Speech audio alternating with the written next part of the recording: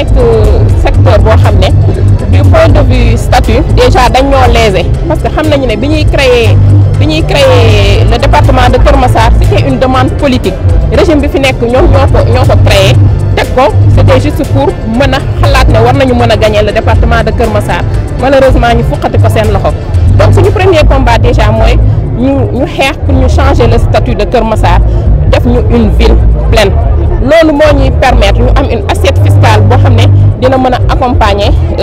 territoire u Kër Massar si kaw loolu également jeunesse su Kër Massar bi ñu ko créé dafa judd sans infrastructure amuñu benn infrastructure sociale de base